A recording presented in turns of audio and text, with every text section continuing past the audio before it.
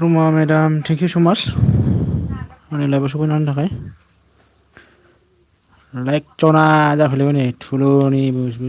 Official अनि live सफैनायनि थाखाय thank you so much. आंनि लाइभआव जइन जाफैनो हानायनि थाखाय जोबोद जोबोद साबायखर.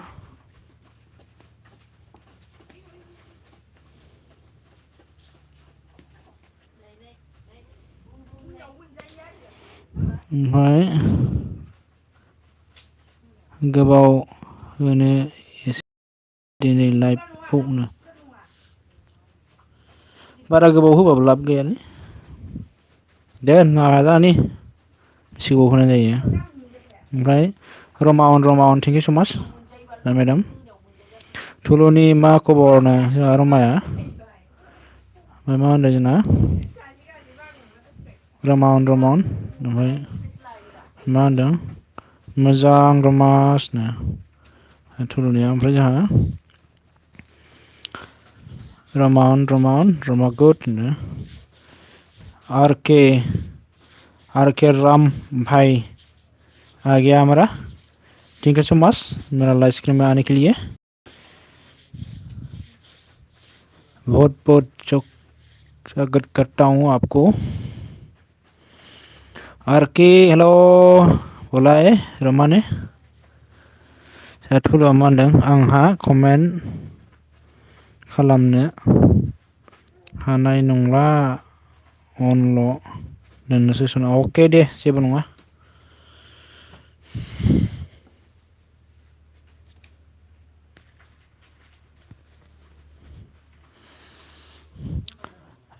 ओमफ्राय मा होनदों 11:45 सिम कमेन्ट हरनोसै. आतसा दा बेसे जाखो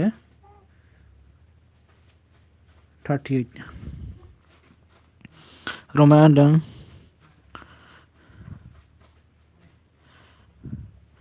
रोमा क्या बोला है आर के 99 बाबारी.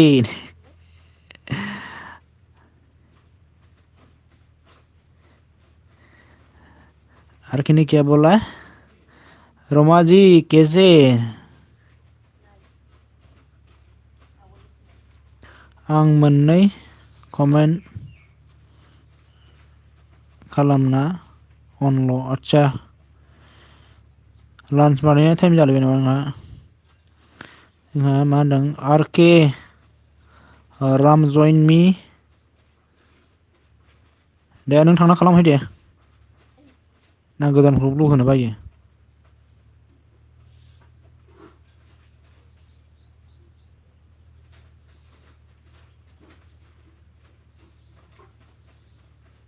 रिटार्न पाक्कानो. ओमफ्राय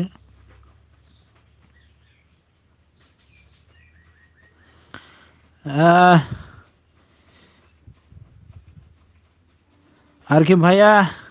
एमबी में सब्सक्राइब मत लिखना सब लिखो सब.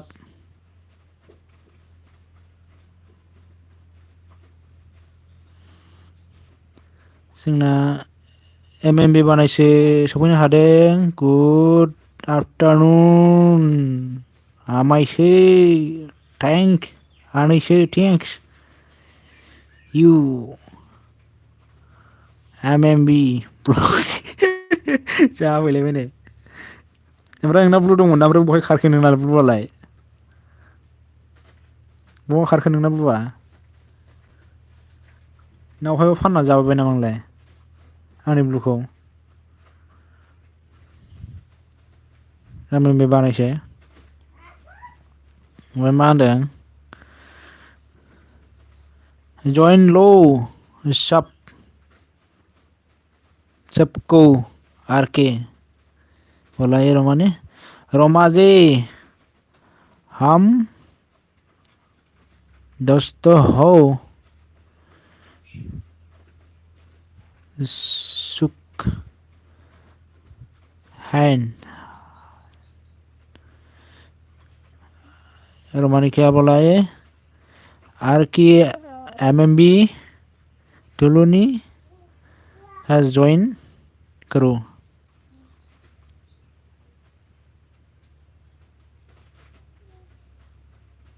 ओके बोलाए आर के नहीं रोमाउन थैंक यू सो मच ओमफ्राय जोंहा मा होनदों टुलुनि आनैसो आई लव यू लगाओ रिप्लाई दो एमएमबी को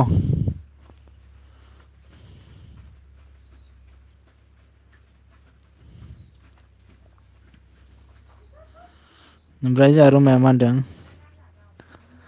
बारी एमएमबी लागाव लागावखायो ना आसोलसो ओमफ्राय जोंहा एमएमबिया मा होनदों आं लानोसै नै ओरैसै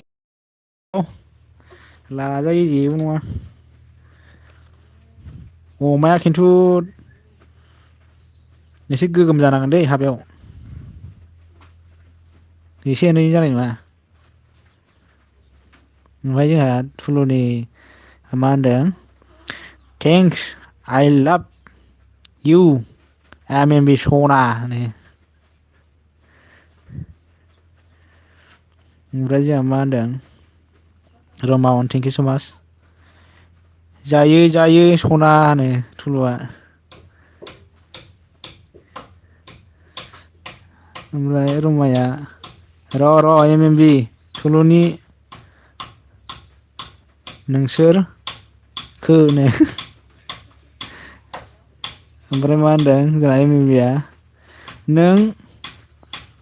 थगायगोनदां आनैसोनो थगायबा खावना हैगोन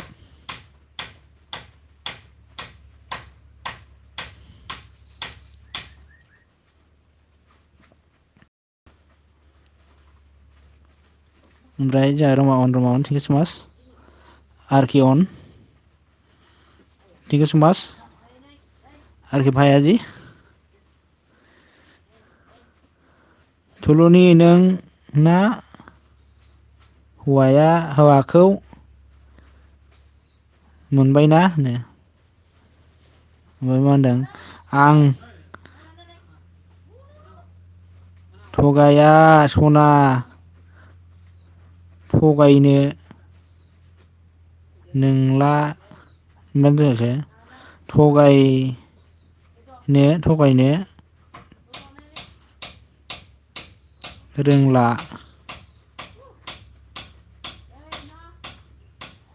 रोंलाबाया आं आदसा ओमफ्राय मा होनदों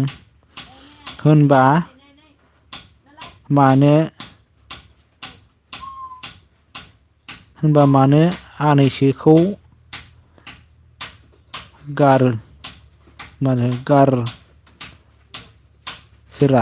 गारफेरा ओरैसैनो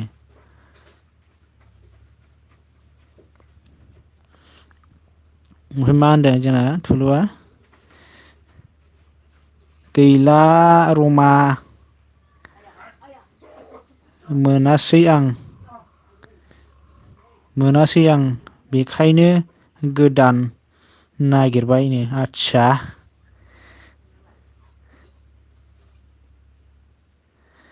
टुनि जइन प्लिज टुलुनि लिंहरदों हनै नोंखौ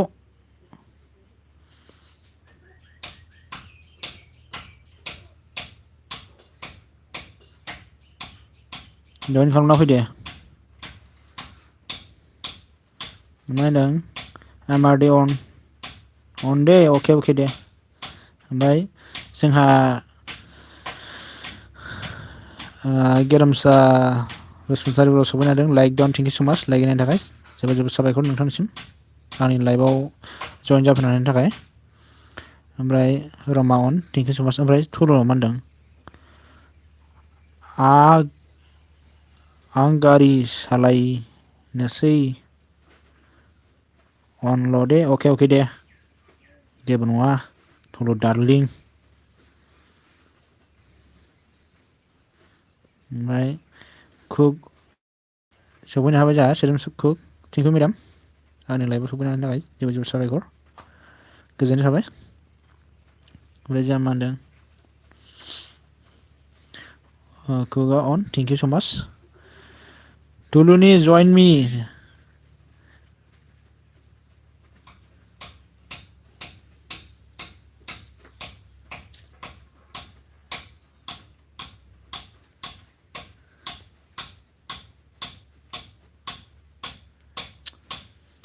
जालायबायलै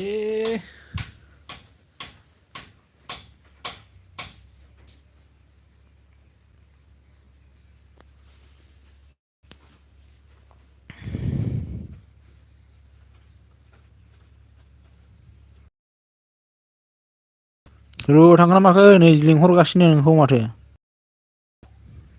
ओमफ्राय जोंहा मा होनदों गेरेमसाया आं स्कुलावसो आदसा होमबा दे जेबो नङा दे सोलाबाबालाय आरो माथो ओमफ्राय कुक अन रमा अन ओमफ्राय सोदोमा मा होनदों स्कुल थांनो ओंखारदों दे आदसासो दे हाय आदा हेलौ जोंहा काराबिस बर' सफैनो हादों जोंहा थेंक इउ आगै आंनि लाइभआव सफैनायनि थाखाय मा खबर गेजेरावनो नोंहालाय मा खबर आरो मा ओंख्रि जाना फैखो थाबदो एसे काराबिस hi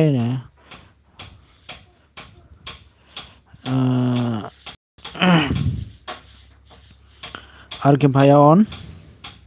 thank you so much on रहने के लिए सिमा क्या Assam hello friend hello good afternoon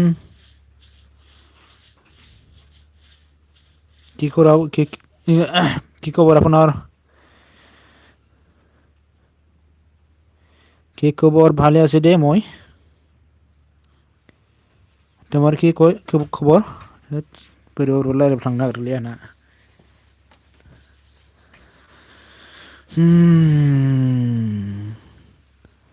ओंखाराखै गारि सायाव दं जइन खालामनो खोन्था कमेन्ट हरना दोननो आदसा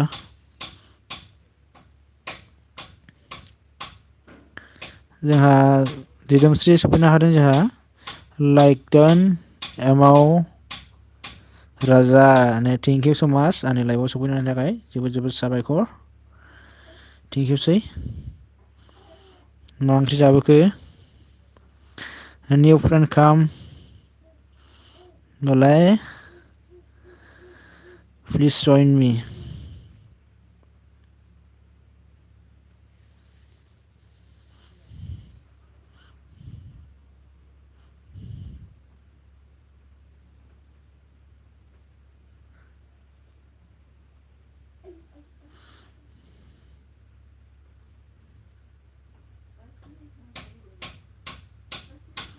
Okay.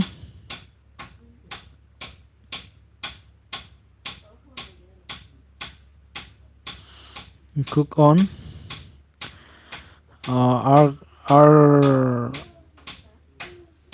Yaram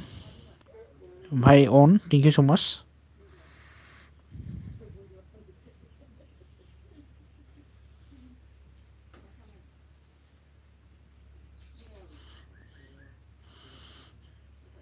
सोदोमखौ madam and thank U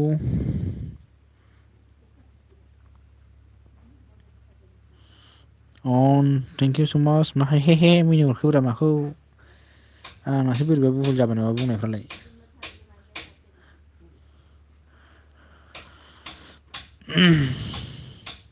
R K on thank you so' माच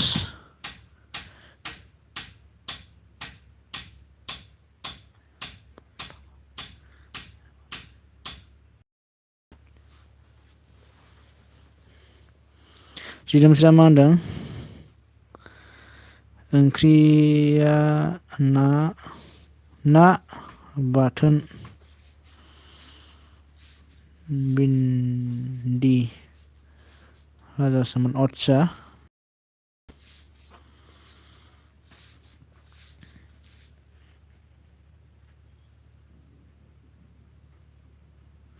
ओमफ्राय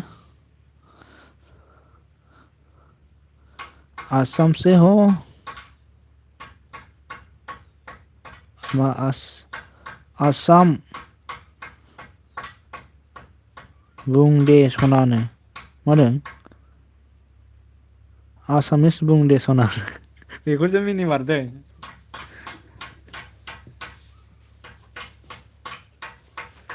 माला रायलायदावनानै खुगाबादि जानो नागिरालै बारा ओंखायनो रायलायनो लाजियो आं बुजिबाबो बारा माबा गैयाना जोंनाहाय रायलायनायनि बारा एक्सपिरियेन्स गैया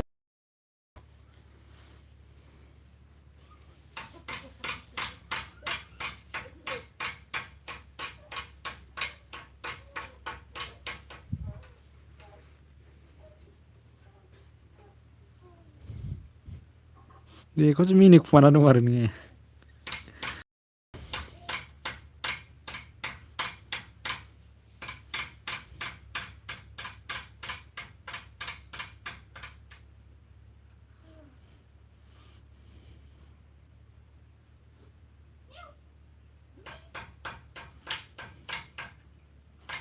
जोंहा सांगि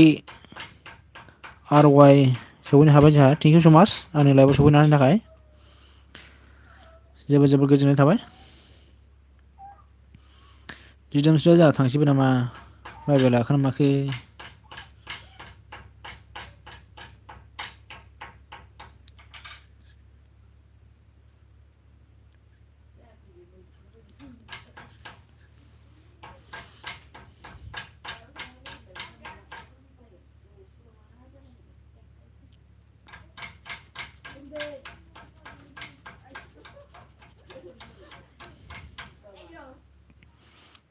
ओमफ्राय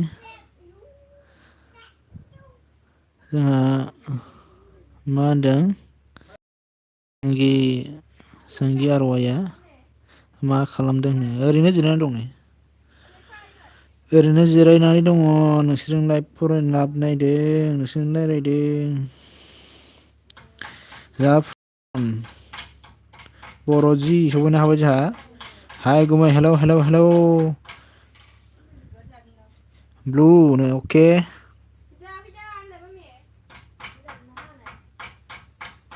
दा होबाय दे आं ब्लु होबाय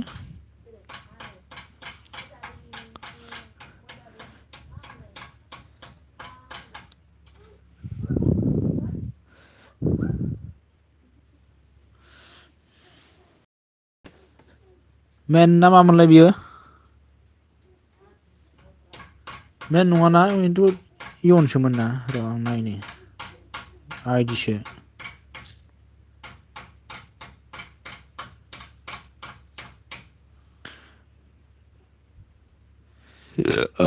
ओमफ्राय मा होनदों जाखांबाय नामा होनो जोंहा रमाउन थेंक इउ स' माच जोंहा सांगि RYआ मा होनदों जाखांबाय नामा जाथ'वाखै मोनजाथ'वाखै सोलायजाबाय नामा मा ओंख्रि जाना फैखो रमाउन थेंक इउ स' माच ओमफ्राय मेन आइडिजों फैना थांदों आं दसे आच्छा कमेन्ट सिखाराखै होनबा क्रमआव बानायाबा जालालै बे कगन दे आं माबाबा बानायसै र' खेवनोसै नुबाबा हामगौमोनलाय खेवजागौमोन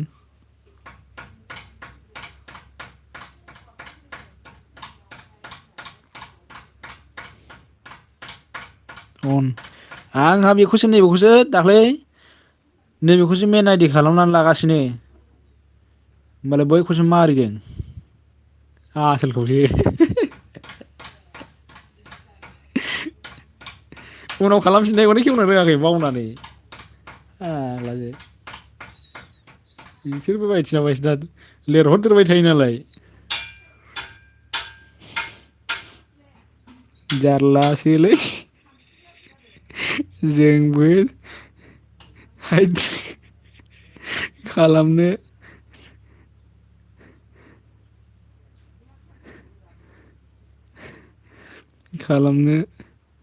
दोनसै खालाम मानो आं बेखौ बैखौसो बे फुकन जिखौसो बाव टारगेट दंबावोमोन बावनानै ओमफ्राय दाना दांना होबाय नांगौखौसो होना होबाय दा फाग्लासो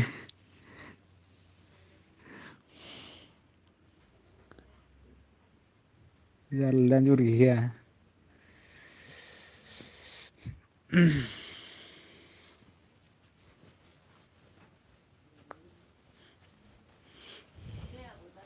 प्रफाइलखौ मानो सोलायखो कुक मेदाम दाख्लैना मोजां नुथारदोंमोन दा ओमफ्राय मा जाखो नो माबाखौ सोंदों नोंबा सांगि आरवाय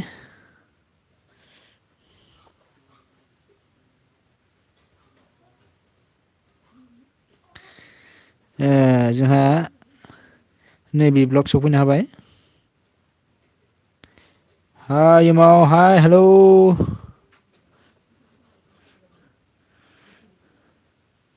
मा खालामबाय दं नोंसोरलाय दालाय बोरो लोगो सासेया ओमफ्राय माथो फैदिया गुदला फैगारबाय दाना थेंकिउसै फुरलि लाइभआव सफैनो हानायनि थाखाय जोबोद जोबोद साबायखर बिराद मोजां मोनबाय आङो मा होनदों हाय आंहा नै दासो दसे निउ मा होनदों निउ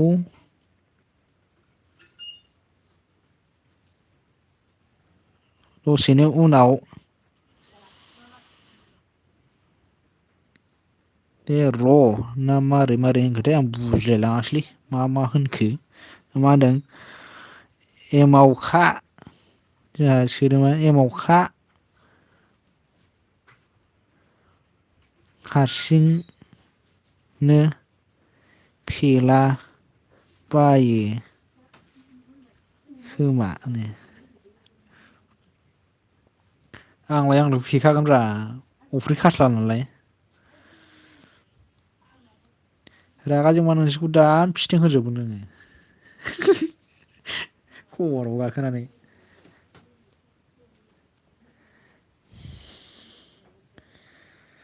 आदै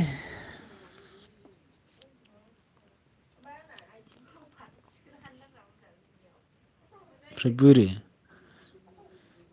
मोननै कमेन्ट हरनानै आंखौबो लोगो खालामलायनो आदसा नैबेनाबो चेनेल दं दे नोङो सोरजों लोगो गैया लोगो खालामबानो जाबाय आं ब्लु होनो होन दे बेक खालामजोबगोन बिसोरो सिन्था दा खालाम आं ब्लु होना होनि दे दे ब्लु होना होबाय थांनानै साब खालामलायबानो जायोना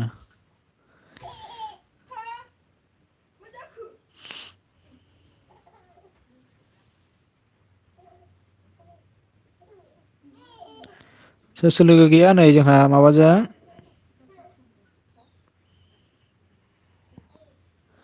सांगि RY खौ लोगो खालाम।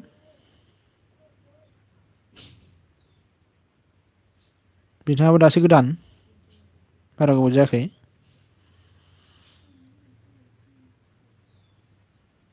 मैयासो लोगो जादों आरोना जों।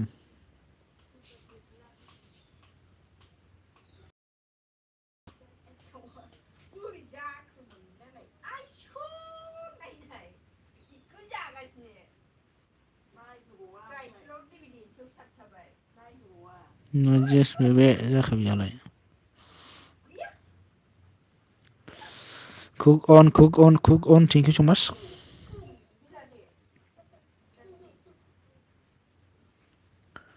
उफानाया मा खालामदों मा लाइभ होला नामा बे दाना कुक मेम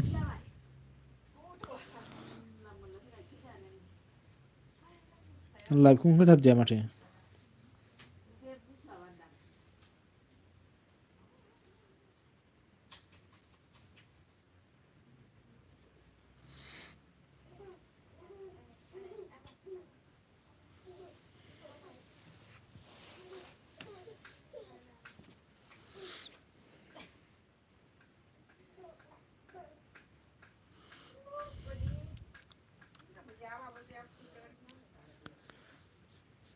ओइस होदों नामा?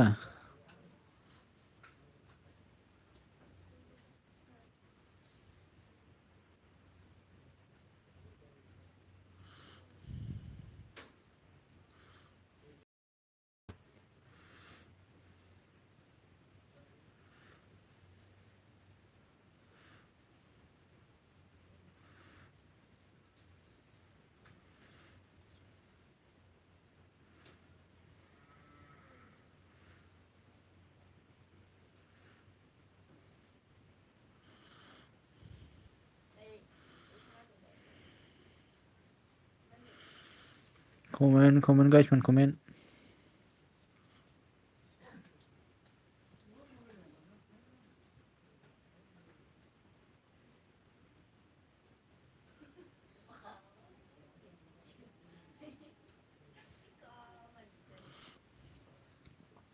ओमफ्राय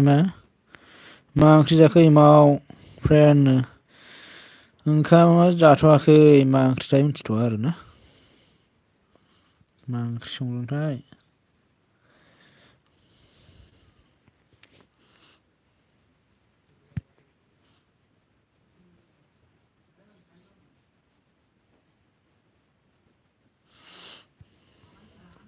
नोंस्रालाय मा ओंख्रि जाना फैखो? एनबि ब्लग फ्रेन्ड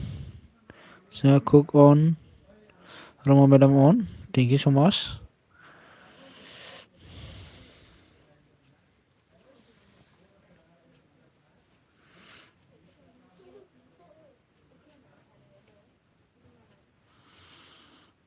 रमा अन कुक अन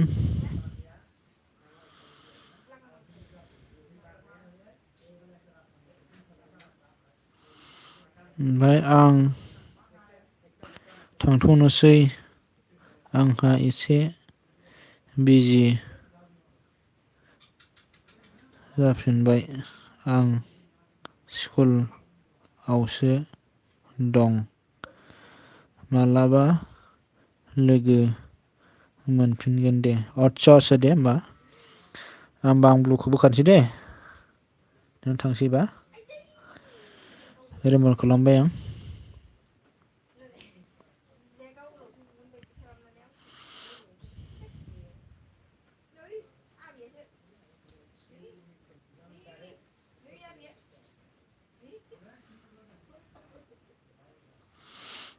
रमा माबा cook on thank you so' माच।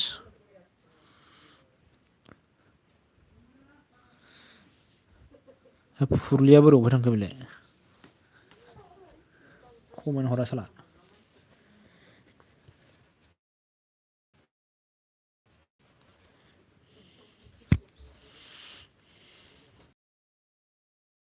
मा होनदों गुड आफ्टारनुन ब्र लाइक थुखैबायबो आं ओमफ्राय उनाव दोनथ'नि र' आदसा दे थेंकिउसै लाइट थुखैनायनि थाखाय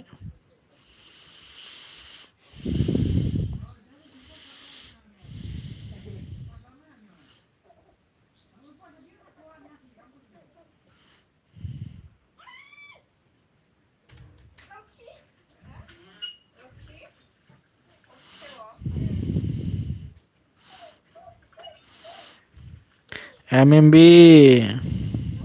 अमा मा होनदों बेफारि लागावबाय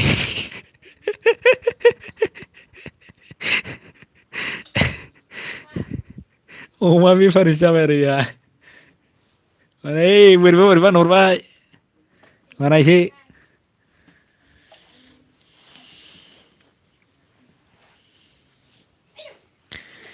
अमा बेफारिसो जाहरबाय हनै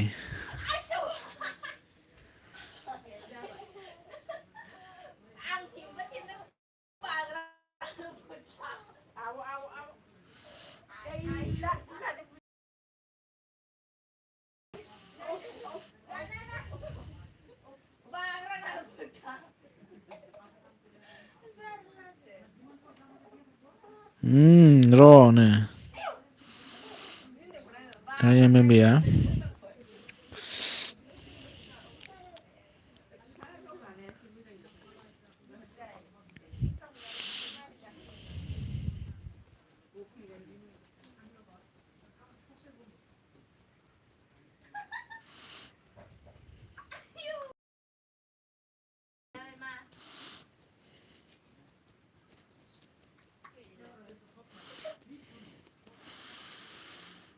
कमेन्ट गाइसमोन कमेन्ट बोरै जाखोलै होननायसो जाबाय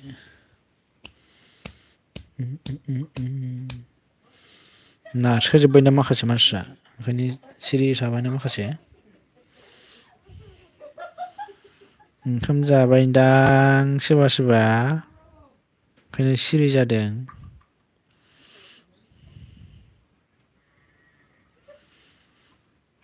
र' नोंसोर हराबालाय आंबो दसे बैयाव थांना फैनि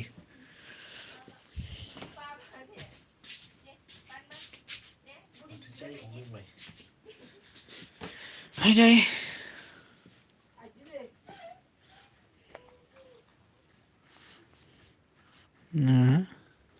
निरन बर' मर्निं मर्निं नोंनाथ' मर्निंसो होखागौमोन जाहैबाय एमसो होखाबाय नोङो थेंकिउसै आंनि लाइफआव सफैनायनि थाखाय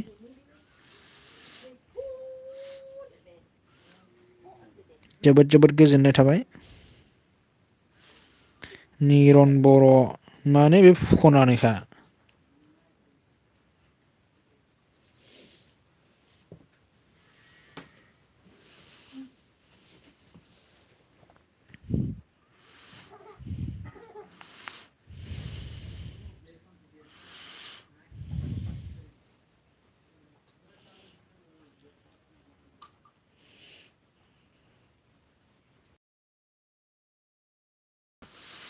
रमाउन थेंक इउ स' माच सानजौफुनि मा मा बानायखो मेडाम रमा मेडाम लान्चआव मा मा बानायखो होनदां नोंखौ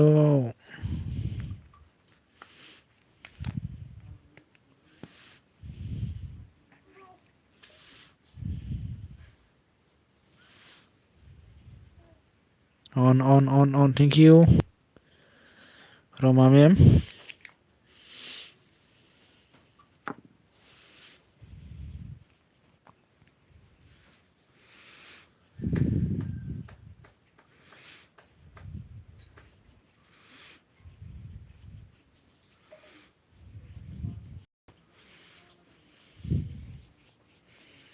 सानैल'सै येथ' राम अन थेंक इउ स' माच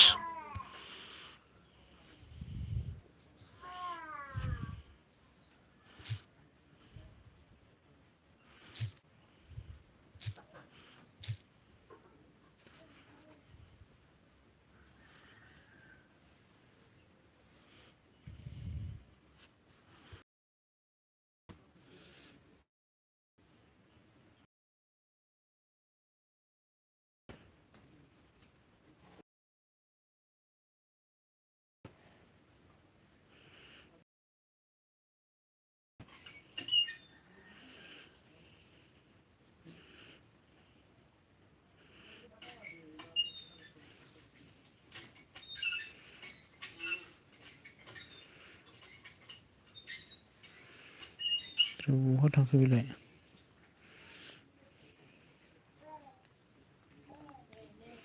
थैसबो होआखै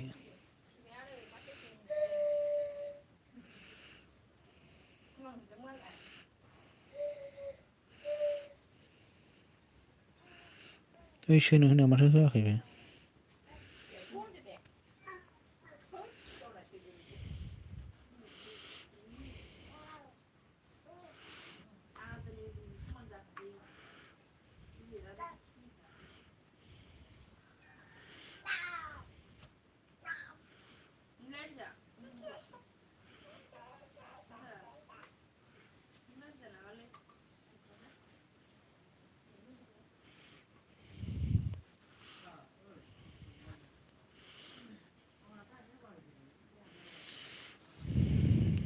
cook on thank you so much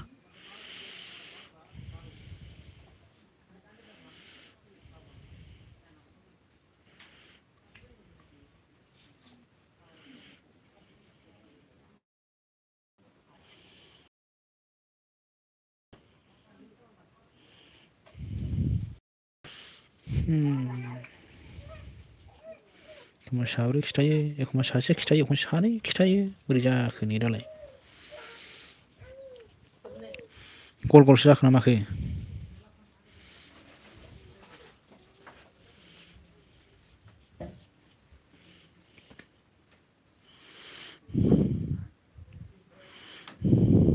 मा जाखोनो मा जानो कुक मेडाम आं रायलायनायखौ खोनायाखै नामा कमेन्ट फरायगासिनो आं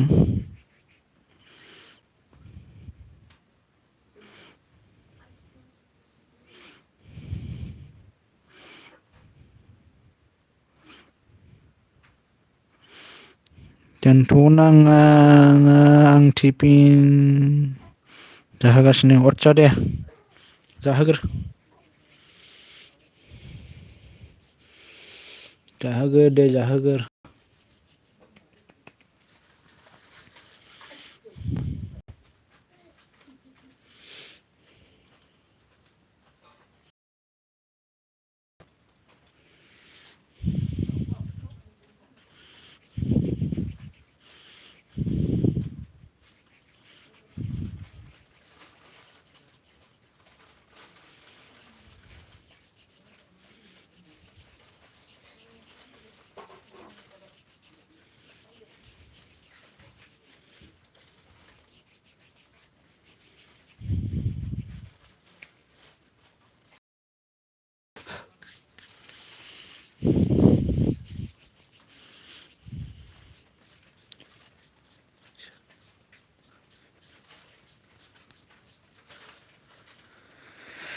आयाव रावबो कमेन्ट हरला बोरै जानांगौ जाखो होननायसो जानोसै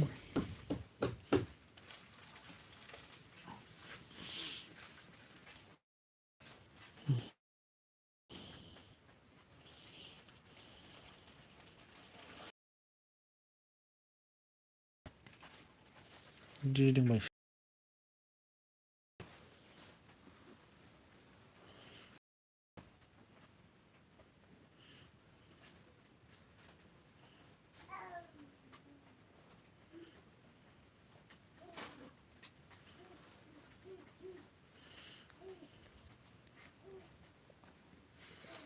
हम दीवाने इसकी खरीदी है बेकरारी में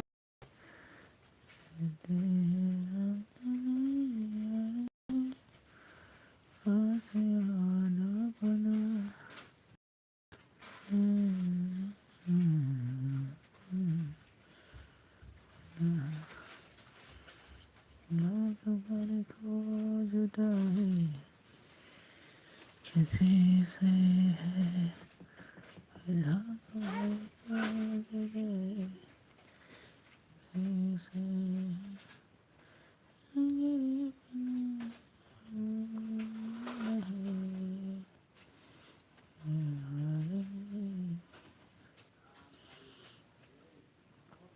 एक दिन Cook on.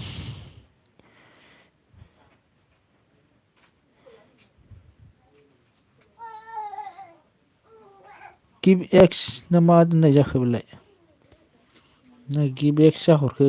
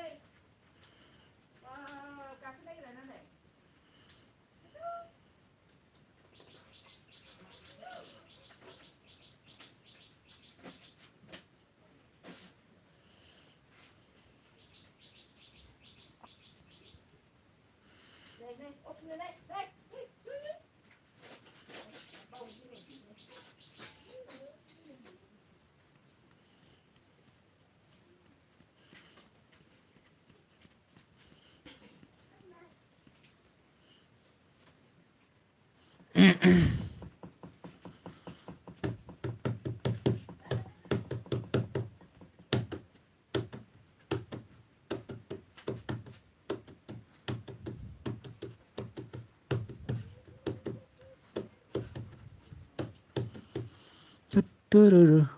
tuttururu हाग्लासो जाबाय आं मोजां मोननानै गोसो थोनानै बायदिनो मा खालामबावनो दे माथो लामाखौनो नुहुरा तुत्तुरुरु तुत्तुरुरु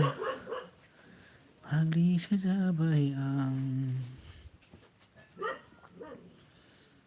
मोजां मोननानै गोसो थोनानै बायदिनो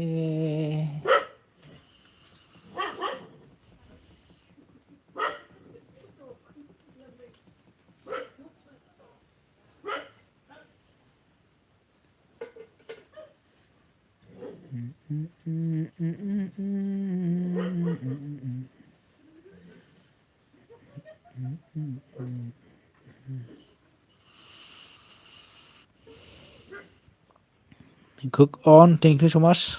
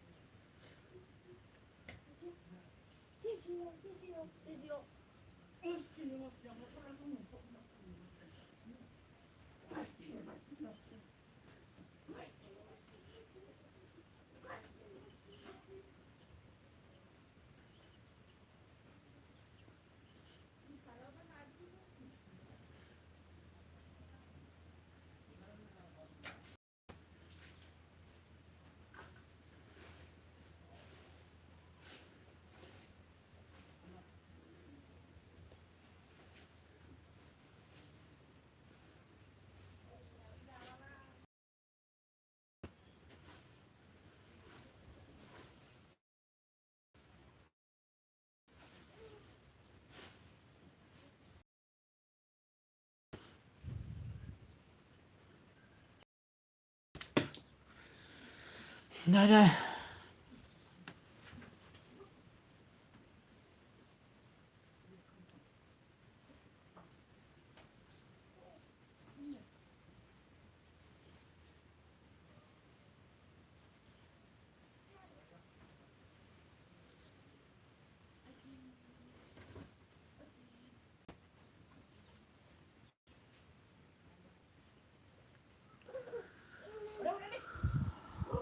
Cook madam on.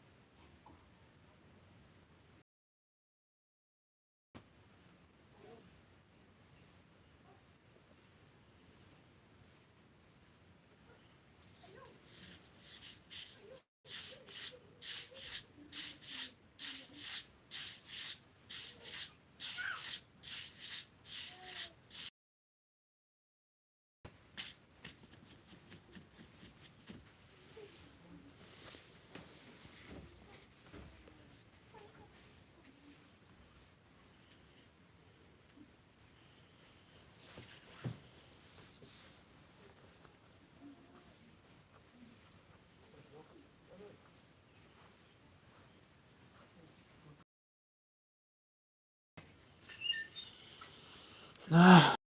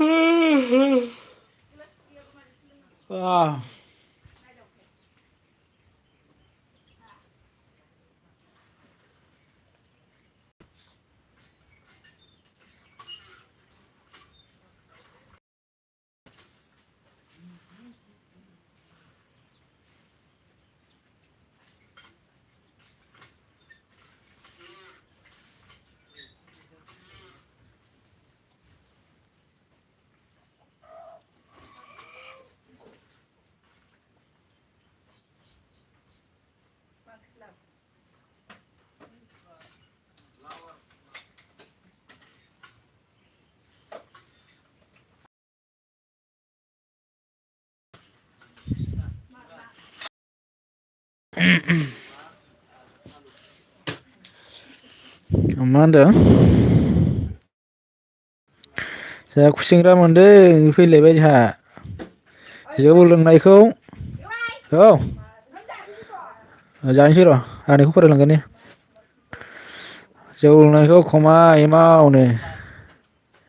खमायनो ना बारायनो नोंसोरखौलाय बारायहोगोनसो आङो ओमफ्राय जेबो खोनाथ'वा ना साइलेन्टसो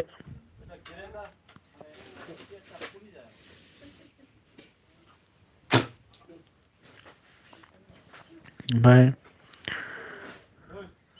कुक अन ओमफ्राय र' आं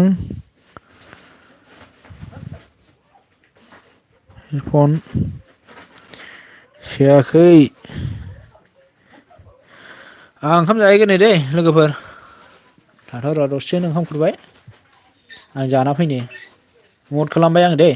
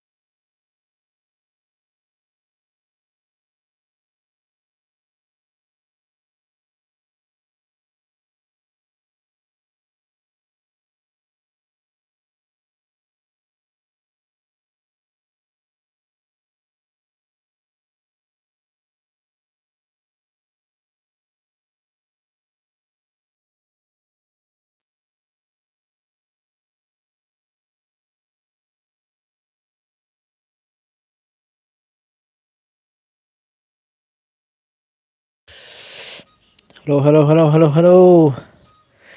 Thank you so much kasih logoफोरनिसिम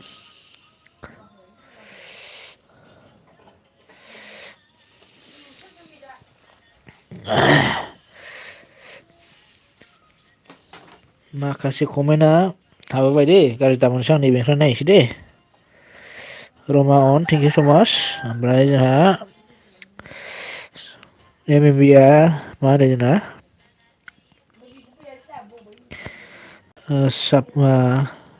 सानफ्रामबो मोजां मा जाखो मोनजाबाय मोनजाबाय थानायखौनो एसेबां गोबाव जायो हाब माथो आंखौसो जारिनानै दंलै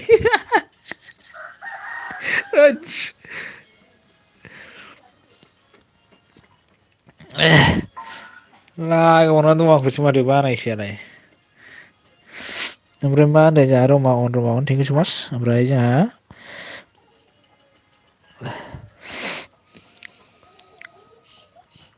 औलै मासे गोबाव जाखो नो फुलबाबो जारलालै बे फैदो एमावसो सना जोंहा आमाइसो सनासो जागौमोन ना मा जागौमोन एमावसो सना जोंहा थांनोसै बै जायगा बेवहाय हैद बिदिबो लोंखुमा जायो नामा जोंहा मा होनदों एमाव सनानो फुरलिया ओमफ्राय जोंहा मा होनदों अननो फुरलिया ओमफ्राय दाबो जाखाङा नामा सनानो एमावसो सनासो होनफ्लांलायबायलै होननायसो जानोसै ओमफ्राय मा होनदों जोंहा अखाफोर ब्लग सफैना हाय हेल' लाइक दन थेंक इउ स' माच लाइक होनायनि थाखाय दे ने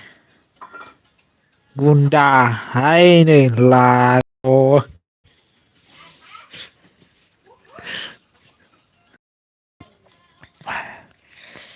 सोर बेनोथ' मानसियानोथ'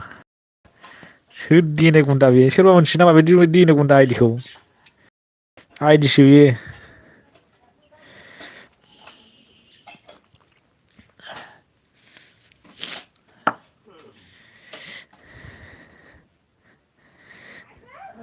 मा जाया आंनि जिउ एमाव फनजों फैजागोनलै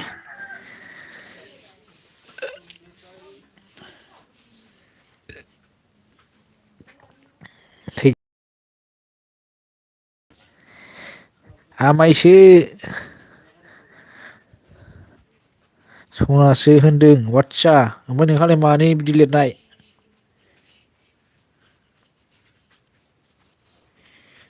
आन्दायलायलांदों आंहा बेरायहै दे बेरायहै बयबो बेरायहैयो गलगला बसुमतारी गिदिंगाबायना ओमफ्राय नोंहा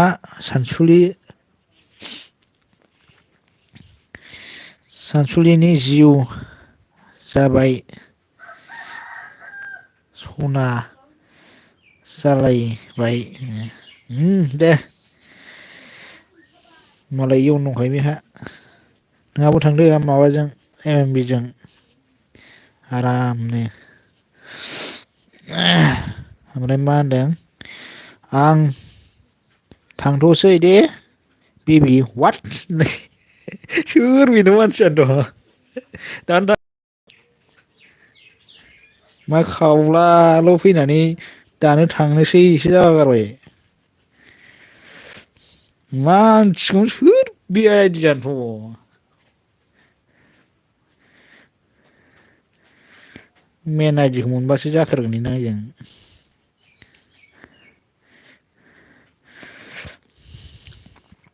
ओमफ्राय एम के अफिसार फैदों जोंहा थेंक इउ स' माच ओमफ्राय मा होनदों सानसुलि मा जाखो सारुपनि फनखौ ब्लक खालामदों हो नो लागाव मालाबानो बिदिसो जाखुमाना दंबा हो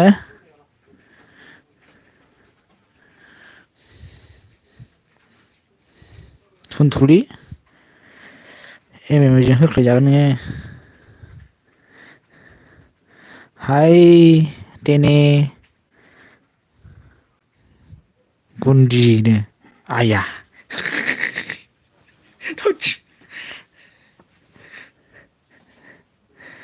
गुन्दासो देने गुन्दिसो जाहरबाय दाना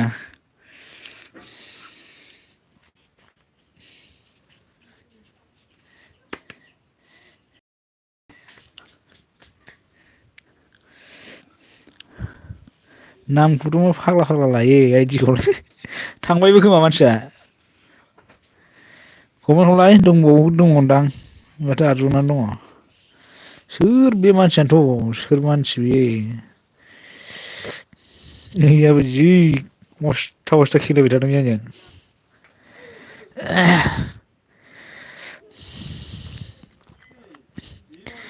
हो थुलुनि नो बिदिसो जाखुमाना दंबा सारुबा दुखु मोनदों सारुबा ए बिदिसो र' दे फन फैदों लोगोफोर दे दसे दे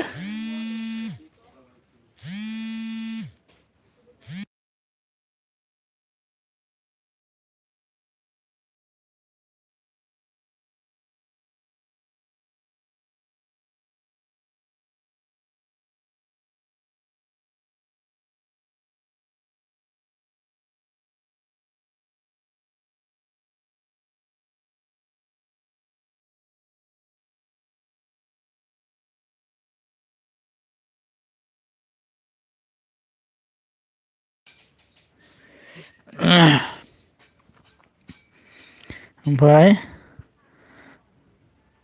फनानो थाङा माथो ब्लक खालामदों थुलुनि नोंसोर नो ओमफ्राय मा होनदों एमआरडि रमाया अन थेंकिउ सो माच रमा मेदाम सना एमाव आंखौ माला दोनखारलांगोन नोंनो है फनजों होजानो बारनानै आवलायजाया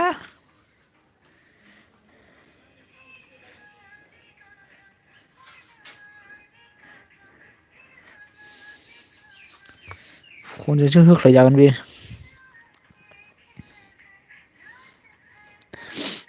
ओमफ्राय मा होनदों आं खालामाखै एमके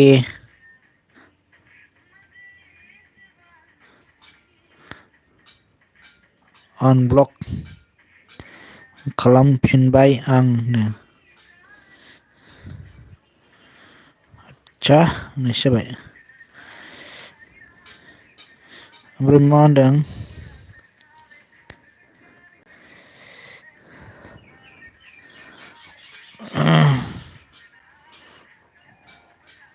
रमा अन थेंकिउ सो माच ओमफ्राय है सानसुलि नों लाइभआव हाबा लाब्लाबो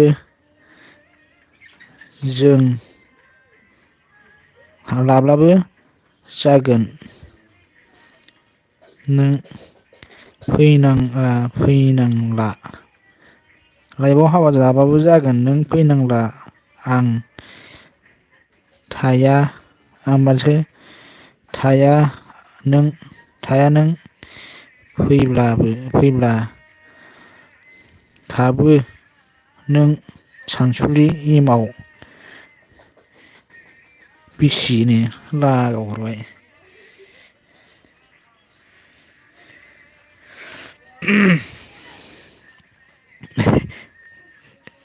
ओमफ्राय मा होनदों दहाय हरदोंमोन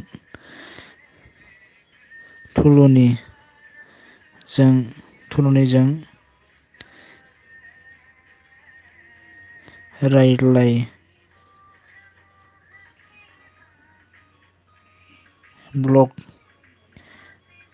होनदों आस्सा थुलुया जोंहा गाबबायलै माबा बायसो लाबाय बायबाय ओंखारबाय आंनो मानो गाबखोसै आद्रि मानो गाबखो अना मानो गाबखो नोङो रमा अन थेंकिउ स माच ओमफ्राय मा होनदों आं खुलिफिनबायमोननो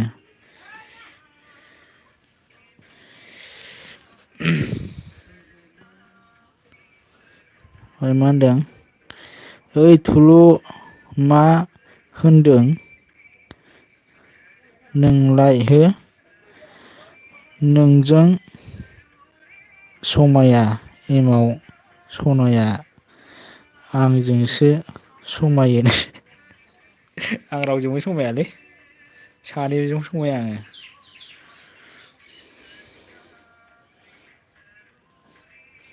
ओमफ्राय मा होनदों जोंहा रामा अन थेंकिउ स माच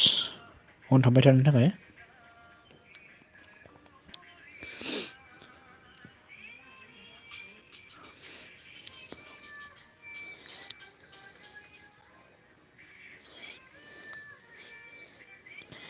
थांखोना माखोब्रा नै एग्लंला फैयो बिसोरखौ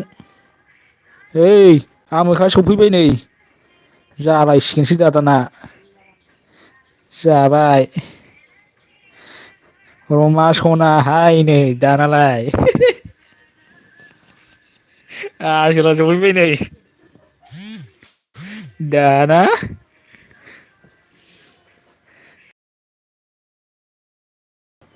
आसोला सफैबाय दानिया मा होनदों ओइ एमाव आं फैनाय जानाय नंला होनबालाय दे थुलुआ नोंखौ रागा जोंबा दे एमाव सना आं थांनोसै बाय थोद थांजायो नामा जानला मोनला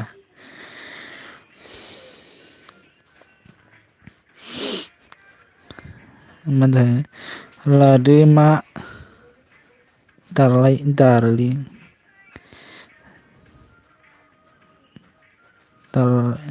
दालाय एंलाय माथो होनखो हो सानसुलि आंनो नाङा दोनखारलांदो थांनो लागाव सोरबा फैलायबावो नै लाइट होफैखाबाय खोमा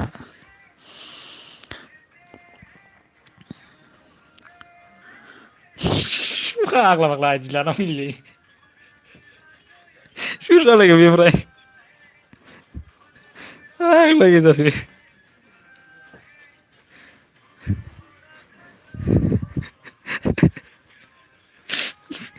फाग्ला सोरलै बे माबायानोखा बे देनियानो जाखागोन बे ना फुकन फुकन नङालै बे फुरामनि बेयावनो दं सोरनि आइदि बियो रमा सना आंनि जिउ बिख्लो नोंखौ लाना सिमां सुजुयो आं लागाव हरबाय आरो बेबो गोदानबाव नै सोर बेनोथ' मानसियानोथ' ओमफ्राय दे दोन जाबावबाय ओमफ्राय मा होनदों गन्थं दामग्रा लागाव गन्थं दामग्रानो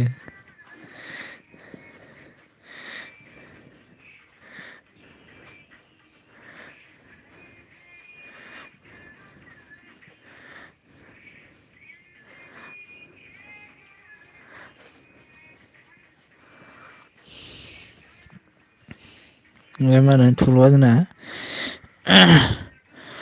थाङा सानसुलि होनो ओमफ्राय मा होनदों जोंना होलायबाय नै सासे गाबलायबाय सहायनो हाला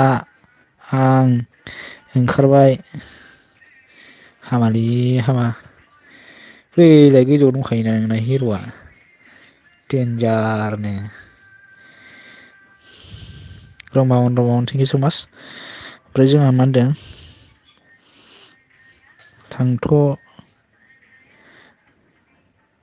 थाथ' दे गुमै गाबोन होफिननोसै आदसा दे आंबो दोनखानोसै नै टाइपखौ गोबावबो जाबाय दोननांसिगोनानो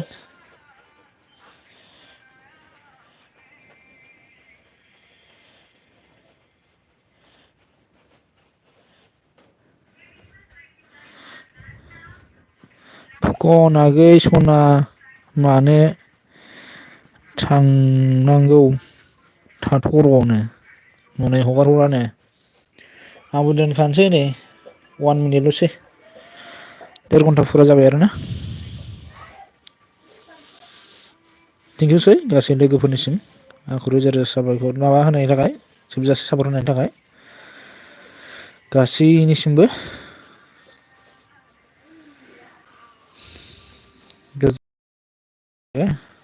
नोंथांमोननिसिम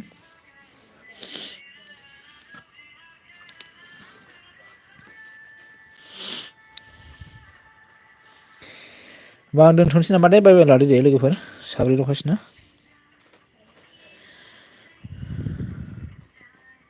दा मोनाफ्राव लोगो मोनलायलायगोन दे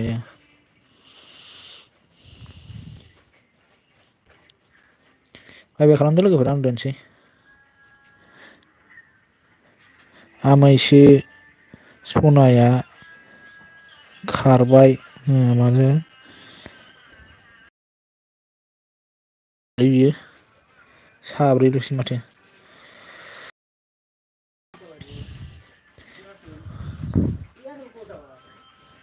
मा होनदों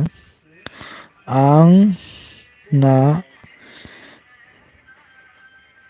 सिख्रिया बबेबा बारसे समायना बिबाराव बानो नागिरबा एमावनो नोंहासो बाजासिगोन दा नोङो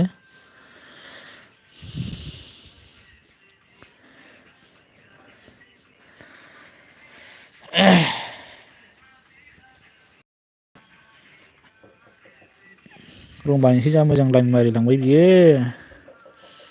बाजाखासिगोना नोंनो दाना ओमफ्राय नोंनि थाखायनो गासिबो जाजोब्बाय अके दे बाय बाय लादो दे रमा मेदाम बाय बाय लादो दे आंबो दोनसै जोबोद जोबोद साबायखर नोंथांमोनसिम आंखौ जोबजासे सापर्ट होनायनि थाखाय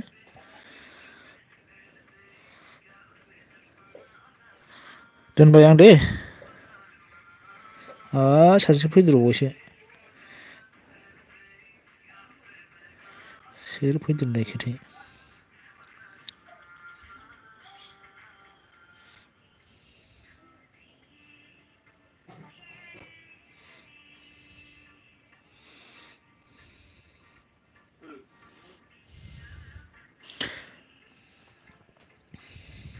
दोनबाय आं दे।